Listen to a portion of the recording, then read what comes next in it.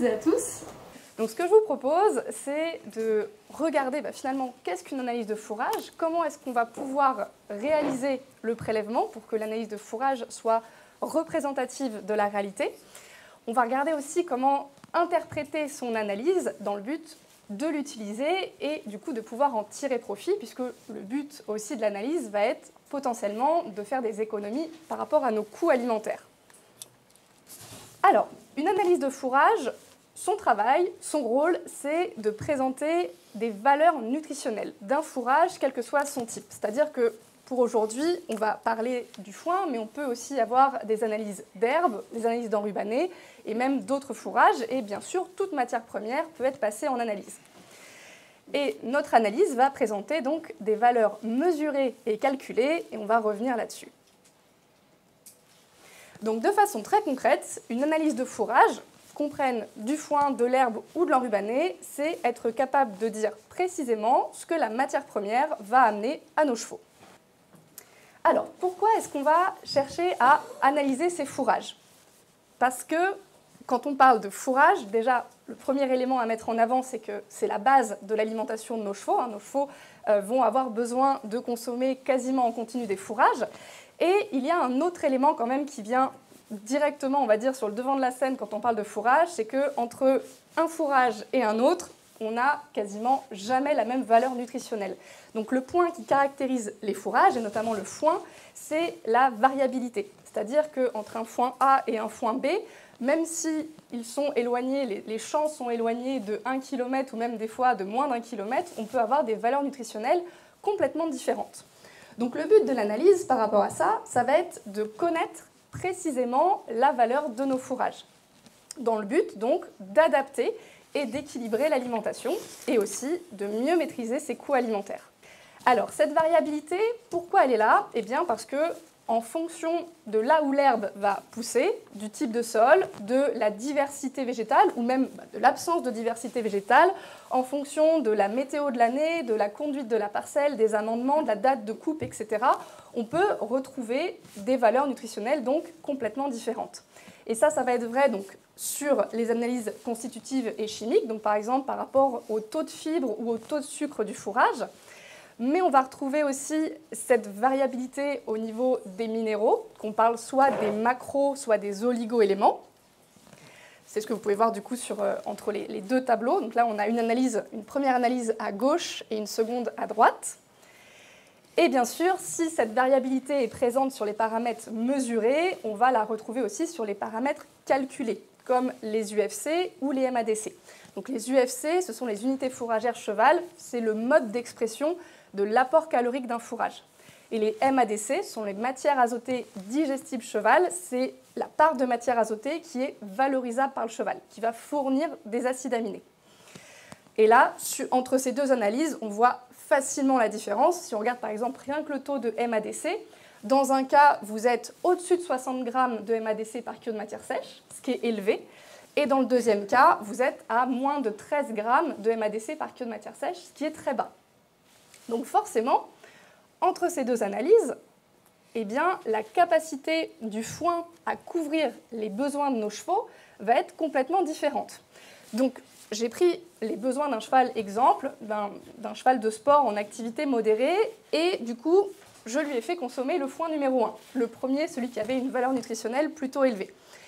Et on voit que finalement, avec ce foin, avec une très bonne qualité nutritionnelle, finalement, son besoin en calories est couvert et son besoin en MADC, donc en protéines, est lui là très nettement couvert. On est même supérieur aux besoins. Donc avec ce foin numéro 1, le besoin en complémentation au niveau énergie ou protéines, il est limité. Et au niveau protéines, il n'est pas, on va dire, justifié.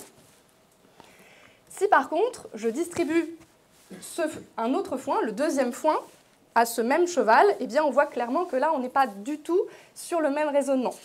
Le foin numéro 2 ne permettra pas de couvrir l'ensemble des besoins en calories. Et donc, du coup, si je ne le complète pas, mon cheval va perdre de l'état, ou mes chevaux sur ma structure vont perdre de l'état. Et l'écart, il est encore plus important au niveau des apports en MADC, puisque là, vous voyez, on est à peine à plus de 30% de couverture. Donc, du coup, tout le manque, ça va être problématique au niveau du cheval, puisque sur un jeune cheval, ça peut amener des problématiques de croissance. Sur un cheval adulte au travail, ça peut amener des problématiques, notamment au niveau du développement de la masse musculaire, ou même au maintien de la masse musculaire, à la qualité du poil, de la corne, à l'efficacité du système immunitaire, etc. Donc, l'idée par rapport à ça, c'est de se dire, ok, par rapport à tout ça, pourquoi on analyse ces fourrages? Déjà, par rapport à la variabilité, l'objectif donc est de connaître les valeurs précises au niveau des apports nutritionnels, comme on le disait, et à partir de ça, adapter et équilibrer l'alimentation. Et dans le but aussi de mieux maîtriser ses coûts alimentaires, puisque l'aspect coût alimentaire sur une structure fait souvent partie des premiers postes de dépenses. Quand on parle d'analyse de fourrage, se pose souvent une question. Est-ce qu'elle est utile ou est-ce qu'elle n'est pas utile? Et je vous propose de démarrer par le cas où elle n'est justement pas utile. Généralement, il y a un cas où l'analyse de fourrage n'est pas utile, c'est quand vous allez travailler du coup en livraison très régulière. Vous êtes livré par exemple toutes les semaines, toutes les 2 semaines, toutes les 3 semaines, voire même tous les mois au niveau de vos apports en foin. Là, on est d'accord, vous allez faire votre prélèvement, l'envoyer en analyse. Généralement, vous avez à peu près 2 semaines de battement pour recevoir vos résultats. Donc ça veut dire que si vous êtes livré tous les mois, en gros, vous allez avoir 2 semaines où vos résultats vont être valables et du coup, votre autre livraison de foin arrive juste derrière. Donc là, il n'y a pas d'intérêt particulier à passer une analyse. Par contre, dans le cas où soit vous autoproduisez, vous êtes du coup en autoconsommation sur la structure pour une grande partie de l'année ou même toute l'année, ou si vous vous faites livrer du coup avec un stockage sur 6 mois ou sur 1 an, là il peut y avoir un réel intérêt à passer votre fourrage en analyse parce que vous allez savoir, par exemple, là pour l'hiver 2024-2025, mon foin amène tels et tels éléments et il manque tels et tels éléments, ou tels et tels éléments ne sont pas présents en quantité suffisante pour couvrir les besoins de mes chevaux. Et bien sûr, l'analyse, pour être utile, il faut que les résultats soient fiables et représentatifs, parce qu'il n'y a aucun intérêt à avoir une analyse qui serait issue du prélèvement d'un seul ballot de foin, parce que là, on aurait vraiment l'image de ce ballot de foin et pas une image sur l'ensemble. Donc, le but du jeu, pour avoir une analyse qui est fiable, c'est de réaliser un échantillonnage qui est adapté. Donc, par rapport à ça, vous avez plusieurs possibilités. Je vais vous en présenter 2. La première, vous êtes livré, par exemple, pour 6 mois ou sur 1 an. Vous avez votre stock pour 6 mois ou pour 1 an. Par contre, vous ne savez pas, au niveau de votre fournisseur, si ce stock provient d'une prairie, 2 prairies, 3 prairies, etc. Donc, par rapport à ça, l'idée est de se dire, il va falloir du coup prélever au moins 10 à 15% du stock pour être représentatif, mais pas sur tout au même endroit. Par exemple, pas tout sur la première zone de stockage, pas sur votre front de grange par exemple. Il va falloir un petit peu naviguer sur l'ensemble de la zone de stockage pour venir piocher du coup 10 à 15% des ballots. Pour venir piocher, donc soit il y a des systèmes de préleveurs qui existent, soit un petit peu la technique un peu plus on va dire pratique et facile qu'on peut tous réaliser, c'est, vous savez, les vieux cintres en métal, vous les défaites, vous gardez le petit crochet, et là c'est assez facile de passer dans le ballot et de venir chercher un petit peu de foin.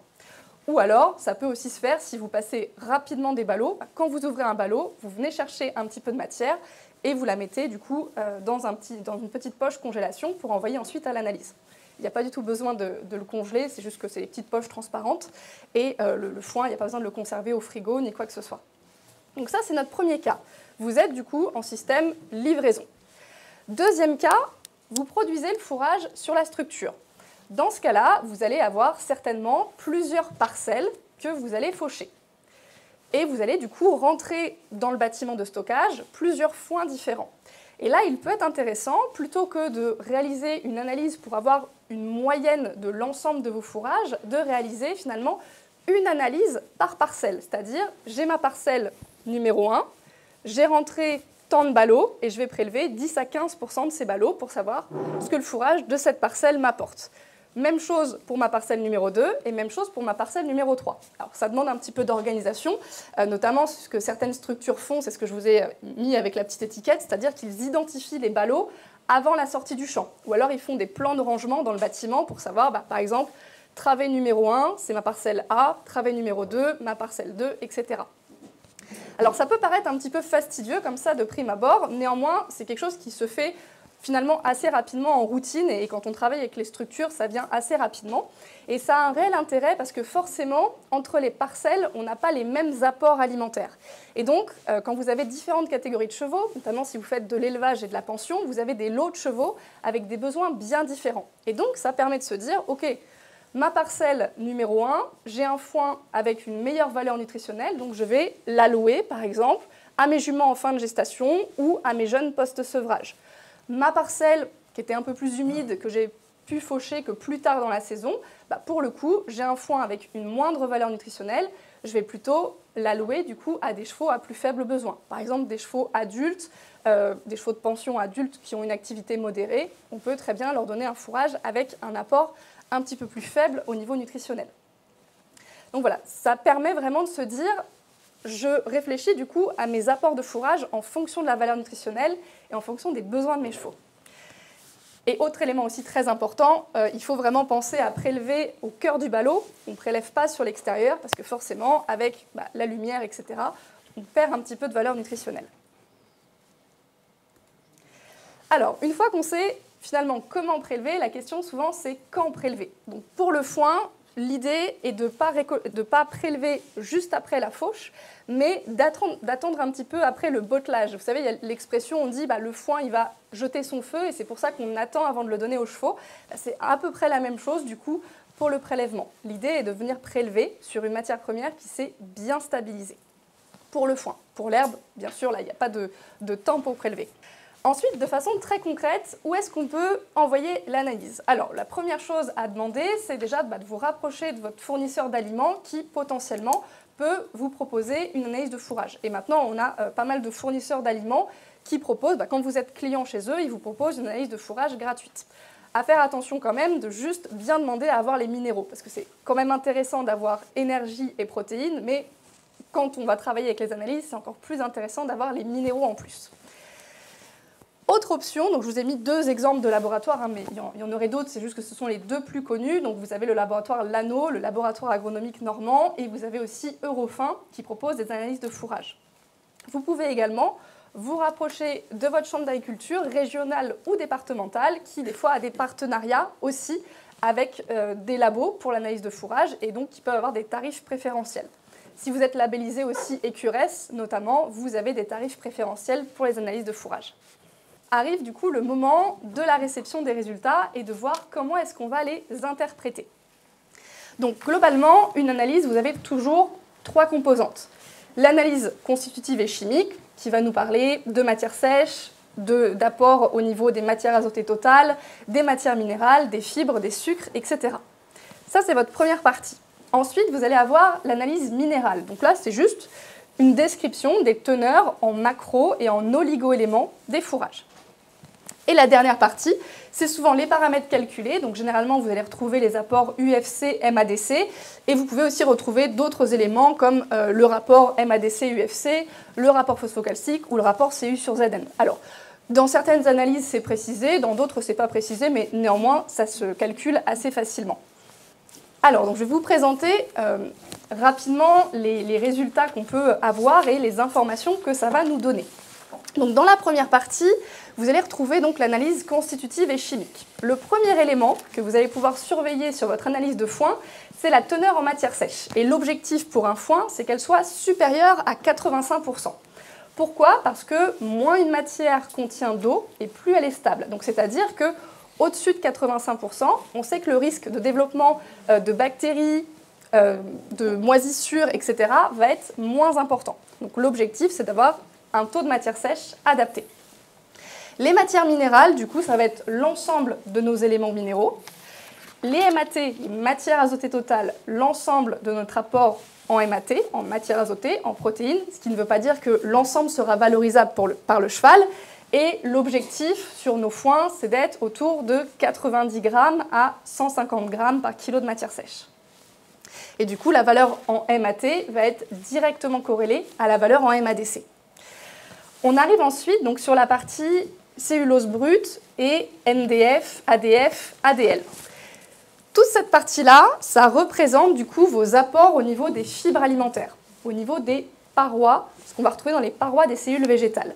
Et ces chiffres-là, du coup, vont nous indiquer la digestibilité du fourrage, c'est-à-dire la facilité avec laquelle le cheval et son microbiote vont pouvoir accéder aux éléments nutritifs. Plus l'apport en fibres, du coup, va être élevé, en fibres, en glucides structuraux, plus ça va être élevé et du coup, moins la digestibilité va être importante.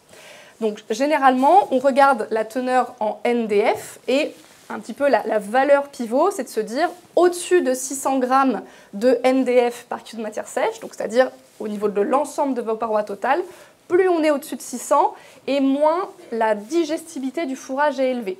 Et plus on va descendre sous ce 600 grammes, plus la digestibilité du fourrage, à l'inverse, va être élevée.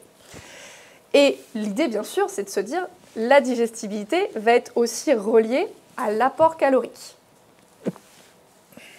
Voilà. Et la cellulose brute, que vous avez un petit peu au-dessus, c'est une estimation par excès des apports en cellulose. Pourquoi? Parce que la cellulose brute, c'est ce que vous avez ici en rouge, c'est la cellulose plus un petit peu d'hémicellulose et un petit peu de lignine. Ce qu'il faut mettre en avant en fait, sur NDF, ADF et ADL, c'est que ça va compter en fait, les fibres de la plus digestible à la moins digestible. Pourquoi? Parce que l'hémicellulose, c'est celle que le microbiote va pouvoir attaquer le plus facilement, la cellulose un petit peu moins, et du coup la lignine, qui est votre taux d'ADL, c'est ce qui n'est pas valorisable dans le fourrage, c'est la part de fibres indigestibles. Donc l'idée est de se dire, si j'ai un foin avec un taux de NDF et de cellulose brute élevé, forcément la digestibilité sera moindre. Ce n'est pas forcément contraignant, notamment si j'ai des chevaux à faible besoin. Par contre, si j'ai des chevaux à fort besoin, il faudra un peu plus réfléchir, notamment par rapport à l'apport calorique. Et si, à l'inverse, comme ici, j'ai un foin avec un taux de fibres plutôt modéré, avec un taux en paroi totale plutôt modéré, je sais que derrière, ça va être un foin facilement digestible et avec un apport calorique relativement élevé. Au niveau de l'analyse, vous allez donc aussi retrouver les apports en éléments majeurs, c'est-à-dire les minéraux, et donc dans les minéraux, la partie en macroéléments. Vous allez retrouver notamment les apports en phosphore et en calcium. Donc je ne vais pas vous décrire tous les chiffres, néanmoins vous pouvez les retrouver sur la clé USB qui a été donnée, vous avez les explications sur les analyses. Ce que je voulais juste souligner par rapport aux analyses minérales, c'est l'intérêt de les avoir justement pour réfléchir à sa complémentation. Si j'ai, comme dans le cas ici, un apport en phosphore qui n'est pas très élevé, 1,56 g par kilo de matière sèche, c'est pas très élevé, généralement pour les foins, on aimerait être en tout cas entre 2 et 5 g par kilo de matière sèche. Donc là, si mon apport en phosphore n'est pas très élevé, je sais que potentiellement, sur des chevaux à plus fort besoin au niveau du phosphore, la jument allaitante, la jument gestante ou le jeune cheval en croissance, eh bien, il faudra que je fasse plus attention. Et ça peut vraiment me permettre de raisonner les matières premières que je vais ajouter derrière, les compléments, en fonction de mon analyse de fourrage. Et bien sûr, même chose pour le calcium, le magnésium, le potassium ou le sodium. Et bien sûr, vous avez aussi les analyses au niveau des oligo-éléments. Donc là, il y en a 4 qui sont présentés, mais sur certaines analyses, vous pouvez aussi retrouver l'iode et le sélénium qui vont s'ajouter. Et donc, dans les paramètres calculés, donc là, ça va être les valeurs alimentaires, UFC, MADC. Donc là, pour vous donner quelques points de repère, là, on a un fourrage à 0,51 UFC par kilo de matière sèche, c'est-à-dire on est sur un fourrage, du coup, par rapport au taux de fibres, avec une bonne valeur nutritionnelle. 0,5 UFC, c'est généralement la bascule. Au-dessus de 0,5, on est plutôt sur un fourrage à bonne, voire très bonne valeur calorique. Et en dessous de 0,5, eh bien, plus on va descendre, moins l'apport calorique va être élevé. Au niveau des MADC, on arrive à 42 grammes par kilo de matière sèche pour ce foin. L'objectif pour des foins destinés à des chevaux, c'est d'être au-dessus de 40 grammes par kilo de matière sèche. Donc on est plutôt bien. À 40 grammes, on est sur une valeur très correcte. Si on passait à 50, on serait sur un apport élevé. Et plus on va s'éloigner de 40 grammes avec des valeurs qui diminuent, moins les apports donc, vont être élevés et plus potentiellement on aura besoin d'une complémentation. Donc par rapport à tout ça, comment est-ce qu'on va venir donc utiliser ces analyses de fourrage? Parce que c'est le but. Et pour réfléchir à comment les utiliser, en fait, il y a une image généralement qui est assez parlante, c'est l'image du bocal, où votre foin va remplir du coup une partie ou la totalité du bocal. Donc là, j'ai pris l'option où il ne remplissait pas la totalité, et donc l'idée est de se dire comment est-ce que je complète mon bocal pour combler tous les besoins de mon cheval ou d'un groupe de chevaux. Donc au niveau du plan alimentaire, ça peut finalement se résumer en deux options. Donc déjà, première partie, se dire est-ce que le comportement alimentaire et la physiologie digestive sont respectés? Donc ça, est-ce que ma quantité de fourrage est adaptée avec une bonne répartition temporelle? Ce dont on avait parlé du coup l'année dernière. Ça, c'est ma première étape. Ensuite, je vais regarder ma note d'état corporel sur mon cheval, sur mon groupe de chevaux. Est-ce que ma note d'état corporel, ma NEC, est adaptée? Et du coup, par rapport à ça, ça va me permettre de dire est-ce que l'apport calorique, énergétique, est suffisant ou pas? Et je vais me retrouver en fait dans deux situations, soit dans l'une où le fourrage permet d'avoir un apport calorique suffisant, et dans ce cas-là, je viendrai juste compléter avec un aliment minéral vitaminé, surtout pour les oligo-éléments.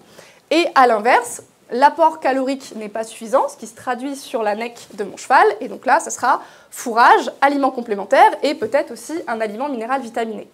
Et donc, l'analyse de fourrage, l'avantage que vous allez avoir, c'est qu'elle va directement vous dire à quel niveau est-ce que les besoins sont couverts ou pas. Donc, pour prendre deux foins différents, donc, vous avez ici une première analyse avec un foin. Donc là, on voit un taux de NDF assez élevé, puisqu'on est au-dessus de 600 grammes par kilo de matière sèche. Donc, quand je vois ce chiffre, je sais déjà que mon apport calorique sera plus modéré. Et effectivement, quand je viens regarder au niveau de mes UFC, j'arrive à 0,47 UFC par kilo de matière sèche. Donc, apport calorique plutôt modéré. Je vois aussi qu'au niveau de mes apports en MADC, je suis presque à 21 grammes par kilo de matière sèche. C'est de la même façon pas très élevé. Je vois aussi notamment que au niveau de mes apports de sodium, c'est très bas puisque je suis seulement à 0,22 grammes par kilo de matière sèche. Et ça va poser notamment des problèmes puisque le cheval a une transpiration hyperionique. C'est du coup au niveau des apports d'électrolytes que ça ne sera pas suffisant. Là, clairement, même un cheval en activité légère n'aura pas assez de sodium pour combler ses besoins. Et ça, dans l'effort, ça peut amener plus rapidement de la fatigabilité. Donc un cheval qui va tenir moins longtemps son effort, qui va être plus vite sujet à la fatigue. Donc voilà déjà un petit peu les éléments que je peux tirer de cette première analyse. Regardons du coup une deuxième analyse. Donc là, je vois déjà, première étape, mes apports en NDF, donc l'ensemble de mes parois, je suis à peine plus haut que 600 grammes par kilo de matière sèche. Donc là, du coup, un apport calorique qui va être plus élevé que dans ma première analyse. Et effectivement, ça se traduit directement sur mes apports en UFC, où je vais être à 0,57 UFC par kilo de matière sèche. Donc plutôt un foin avec une valeur énergétique élevée. Et au niveau de mes MADC, je vais être à 55 grammes par kilo de matière sèche. Donc pareil, apport en MADC plutôt élevé. Ce que je remarque, c'est que au niveau des apports en sodium, là, ça n'a plus rien à voir. J'étais à 0,22 grammes dans la première. Là, on dépasse les 4 grammes par kilo de matière sèche. Au niveau des apports en oligo-éléments aussi, on a des valeurs complètement différentes et donc une complémentation derrière qui sera différente. Et donc, l'idée, pour travailler avec son analyse de fourrage, c'est de comparer les apports de l'analyse avec les besoins d'un cheval. Donc là, j'ai repris un cheval adulte au travail avec le premier foin. Et donc, on voit clairement, avant même de démarrer potentiellement la saison d'affouragement, on sait que notre foin, là, 2024, ne sera pas suffisant pour couvrir les besoins en calories, c'est-à-dire que si le cheval n'est pas complémenté, eh bien, on aura de la perte d'état. Au niveau des apports en MADC, de la même façon, ça sera inférieur aux besoins. Phosphore, calcium, magnésium, entre guillemets, je n'ai pas besoin de m'embêter avec, les fourrages apporteront suffisamment d'éléments. Et par contre, le sodium, on l'avait déjà mis en avant. Et là, clairement, on se rend compte que sur un cheval au travail, et même sans travail, on serait trop faible au niveau des apports en sodium pour couvrir les besoins. Et on retrouve la même chose, du coup, au niveau du cuivre et du zinc. Donc, de cette façon-là, ça permet de se dire quelle matière première, derrière, je vais aller chercher pour renforcer les apports en calories, en protéines, en sodium aussi, et du coup, sur le cuivre et le zinc également. Et ce qui est intéressant de voir, c'est que si j'ai aussi le foin numéro 2 à ma disposition, clairement, la réflexion ne sera pas la même. Là, avec ce foin-là, mes apports en calories sont couverts et sont même un petit peu surcouverts. Même chose pour le besoin en MADC. Par contre, on avait souligné le fait qu'on ait assez peu de phosphore dans le foin, et effectivement, ça se vérifie. L'apport en phosphore n'est pas tout à fait suffisant pour couvrir les besoins de mon cheval. Calcium, magnésium, sodium, potassium, pas de problème. Manganèse et fer, pas de problème non plus. Par contre, cuivre et zinc, on se retrouve avec la même problématique que pour le premier foin, c'est-à-dire un manque dans les fourrages de cuivre et de zinc. Et ça, c'est quelque chose d'extrêmement régulier. Aujourd'hui, en France, France, on pourrait dire aussi Belgique, Suisse, Espagne, etc. On a des sols pauvres en cuivre et en zinc, et donc on a des fourrages pauvres en cuivre et en zinc. Donc par rapport à ça, la réflexion autour de l'alimentation, elle va être facilitée, parce que l'alimentation, ça s'équilibre en se basant sur les apports du fourrage et sur les besoins du cheval. Donc je sais, par rapport à mon analyse, comment est-ce que je vais pouvoir orienter ma réflexion. Et donc, ma réflexion, c'est se dire, aujourd'hui, où est le manque par rapport aux apports du fourrage et les besoins des chevaux? Est-ce que ça va être sur les calories, les protéines, les minéraux ou les vitamines? Et donc, par rapport à ça, eh bien, je vais aller réfléchir à se dire, par exemple, j'ai besoin d'augmenter l'apport calorique. Aujourd'hui, en alimentation, on a généralement 3 voies pour augmenter l'apport calorique. Soit on va chercher un apport de fibres qu'on va dire à haute valeur énergétique. Donc, c'est le plus intéressant d'un point de vue digestif pour le cheval, mais ce n'est pas le plus pratique pour nous humains, parce que chercher un apport de fibres à haute valeur énergétique, c'est aller chercher un fourrage avec une meilleure valeur nutritionnelle. Mais on peut penser aussi à tout ce qui va être l'utilisation de superfibres, dont on entend de plus en plus parler, comme la luzerne ou la pulpe de betterave. Ça, c'est une première voie. On peut aussi se dire, on va augmenter la part de glucides non structuraux, donc les apports notamment d'aliments qui vont ramener de l'amidon et du sucre, en faisant quand même attention à ne pas saturer les capacités digestives, parce que le cheval va avoir une capacité limitée à dégrader ce type de matière première. Et il y en a une autre voie qui va être d'augmenter la part de lipides, notamment donc avec l'ajout de matières grasses ou de matières premières riches en matières grasses, comme les graines de lin extrudées ou le fonderie par exemple. Et du coup, la réflexion va être exactement la même si on a besoin d'augmenter son apport en protéines. Soit on va pouvoir aller, par exemple, dans le commerce, chercher un aliment correcteur de fourrage. Si par exemple, votre fourrage est bon au niveau de l'apport calorique, mais mauvais au niveau de l'apport protéique, se dire finalement, le correcteur de foin va être le plus intéressant. On peut aller chercher aussi des matières premières simples qui vont être des sources de protéines de bonne qualité, c'est-à-dire avec un bon profil en acides aminés indispensables. Et voilà, je vous en ai mis quelques-unes qu'on peut citer par exemple et que vous pouvez retrouver soit en matières premières simples, soit inclus dans les aliments du commerce. Donc pour conclure du coup sur nos analyses de fourrage. L'analyse de fourrage, elle a clairement de nombreux avantages pour une structure parce qu'elle va permettre de connaître les apports de notre fourrage du coup, pour une saison et ça va permettre de connaître le taux de couverture des besoins de nos chevaux et du coup d'adapter l'alimentation de façon plus fine. On dit souvent, quand on a une analyse de fourrage, ça nous réduit le nombre d'inconnus dans l'alimentation. Alors pour des chevaux à l'entretien, c'est, on va dire, moins risqué d'avoir des grosses erreurs nutritionnelles.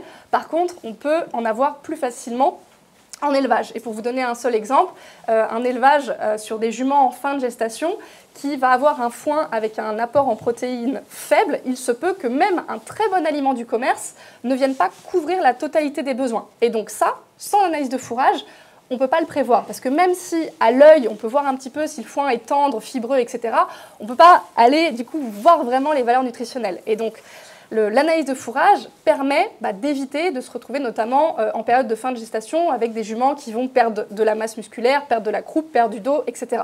Ça permet un petit peu d'anticiper ce type de problématique. Et quand on connaît les valeurs nutritionnelles, il y a une idée de se dire « Ok, je sais ce qu'il faut je sais ce que je dois apporter derrière, donc les coûts alimentaires sont généralement mieux maîtrisés parce qu'on n'apporte que ce qu'il n'y a pas en quantité suffisante dans le fourrage de base. » Et comme je vous le disais, ça permet aussi de réduire le nombre d'inconnus, et ça va être particulièrement important sur les chevaux avec des besoins forts.